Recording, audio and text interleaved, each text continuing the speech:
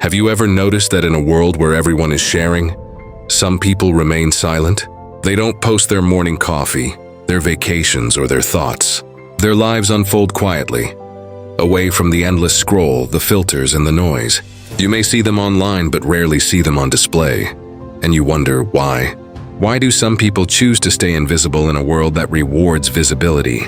Why do they resist the constant pull to post, to update, to prove they're still here? The truth is, these people are not disconnected. They are simply wired differently. Their silence isn't emptiness, it's depth.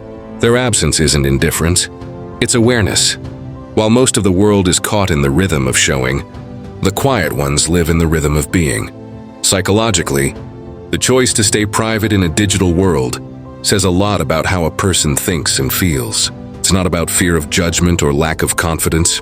It's often the opposite. People who don't post on social media tend to have a strong internal world. Their self-worth isn't dependent on external validation. They don't need likes to confirm what they already know about themselves. They live for experiences, not exhibitions. When psychologists study social media behavior, one pattern becomes clear. People who post less often usually have higher self-awareness and lower social comparison.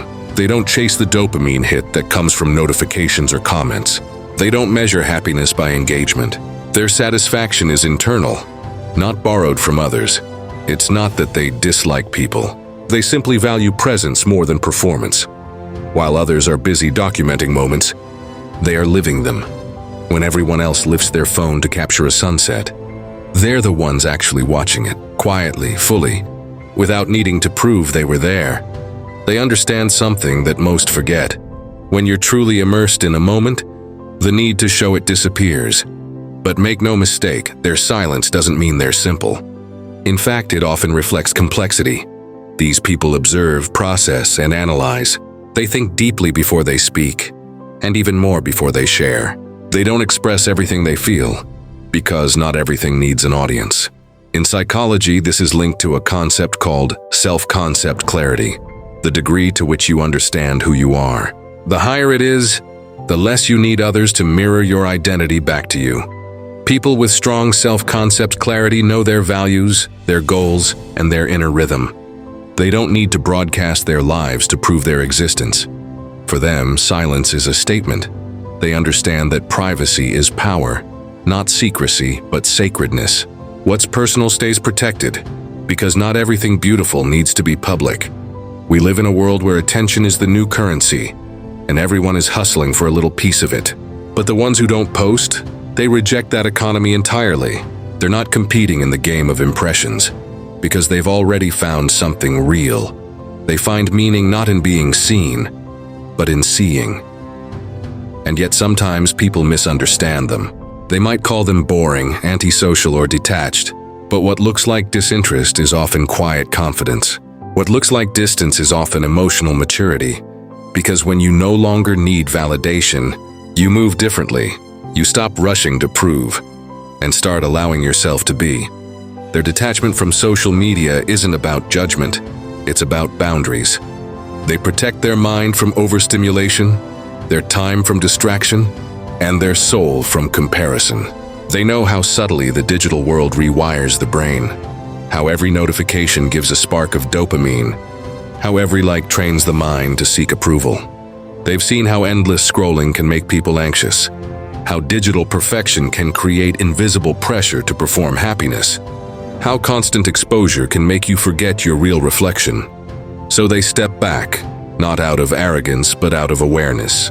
Psychologically, such people often score higher in interoceptive awareness, the ability to sense and regulate their inner state. They can feel when their energy is being drained, and they know when to unplug. They don't seek attention because attention is expensive.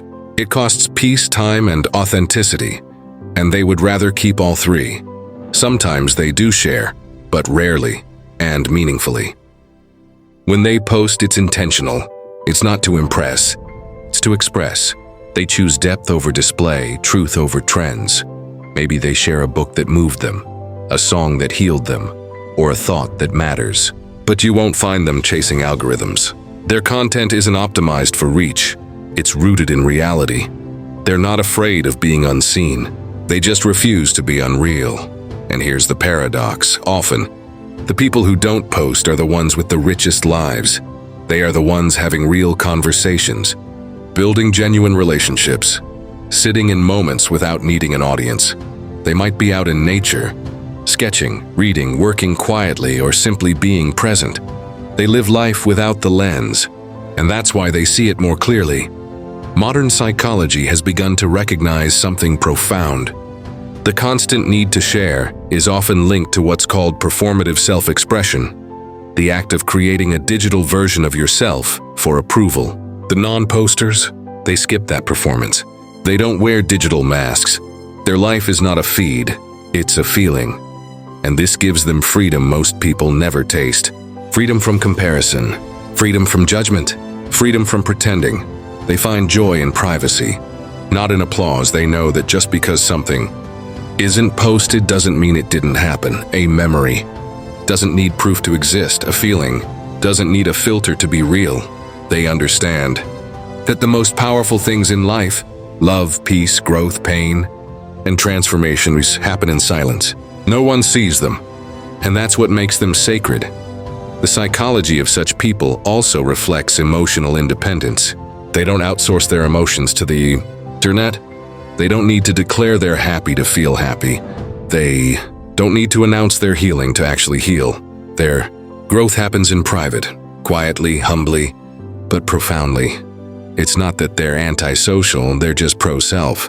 They know that every time you post, you open a door for judgment. And not everyone's opinion deserves entry into your mind. They've realized something most people forget.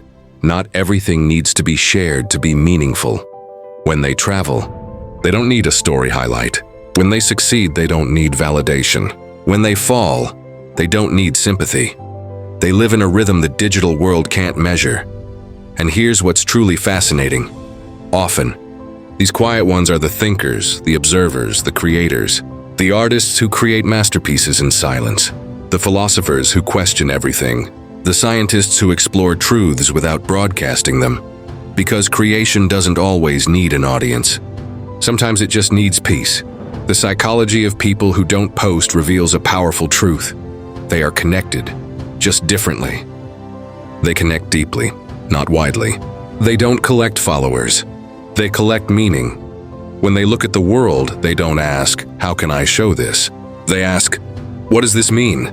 And that small difference between showing and understanding is what separates presence from performance. But there's also a quiet sadness in their world. Because they see how society glorifies noise, how people equate visibility with value. And sometimes, they feel unseen, not because they need attention, but because the world doesn't always notice stillness. Yet they remain calm, because they know real impact rarely shouts. The deepest rivers run silent. The people who don't post are often the ones who listen the most, think the longest, and love the hardest.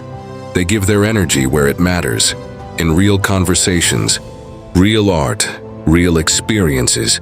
Their validation doesn't come from the crowd, but from alignment with who they are and what they believe in.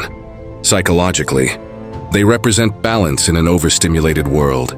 They are proof that it's possible to exist fully without being seen constantly, that it's possible to matter without being visible.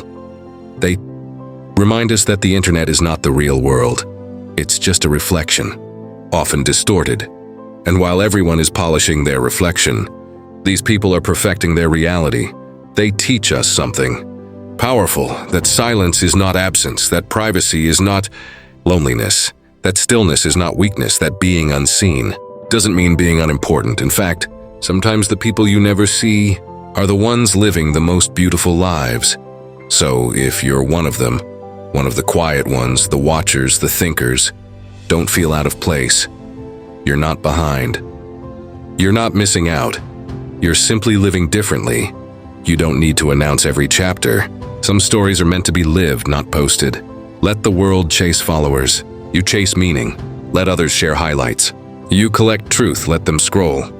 You feel. Because the people who don't post, they are the ones who live in color while the rest are stuck in filters. They are not avoiding the world, they're embracing it. Privately, deeply, authentically, and maybe, just maybe, they're the only ones who still remember what it feels like to truly live.